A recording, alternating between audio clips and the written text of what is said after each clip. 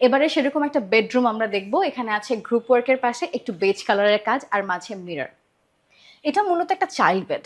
আর child বেডে যা যা প্রয়োজন এই রুমে তাই তাই আছে, কোনো কিছুর আধিক্য নেই, যার কারণে রুমটা অনেক বেশি বড় লাগছে। রয়েছে বেড এবং বেডের পাশেই একটা হচ্ছে রিডিং কর্নার। এই রিডিং কর্নারটাকে আপনি চাইলে ওয়ার্ক স্টেশন হিসেবে ব্যবহার করতে পারেন। স্পেসটা যথেষ্ট বড়, আমার নিজের কাছেই মনে হচ্ছে যে যথেষ্ট ইউটিলাইজ করা হয়েছে এই জায়গা। এবং পাশে উপরে কোনো জায়গায় কিন্তু কোনো ক্যাবিনেটের অভাব নেই। আর আলো একেবারেই না, কারণ দুটো জানালা আছে, এই সাইডে জানালা এবং এই সাইডে রয়েছে বারান্দা, যার কারণে এই রুমে পর্যাপ্ত আলো বাতাস তো থাকবেই।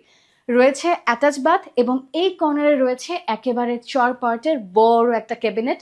তার উপরে ছোট ছোট ক্যাবিনেট তো আছেই। তো আপনি আপনার সন্তানের অথবা নিজেদের জন্য যা যা প্রয়োজন সব কিছু ইজিলি এর মধ্যে রাখতে পারেন। রোজ গোল্ড কালারের এই বোর্ডগুলো খুবই গ্লেজি, আর এই হ্যান্ডেলগুলো করা হয়েছে একেবারে স্টিলের এবং খুবই টেকসই।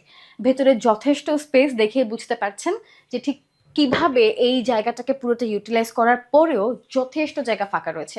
সিলিংয়ে কোনো কারুকার্য নেই, যার কারণে রুমটা দেখতে যেমন বড় লাগছে তেমন আলো বাতাস এবং তার সাথে ময়লা পড়ার ঝামেলা তো একেবারেই নেই।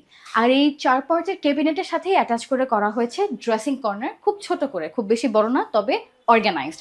কারণ গ্লাসের পাশেই আমাদের একদম টিপটপ করে সব জায়গায় ক্যাবিনেট করা, আপনি যেখানে শোপিস থেকে শুরু করে মেকআপ আইটেম সবকিছু খুব সুন্দরভাবে গুছিয়ে রাখতে পারবেন।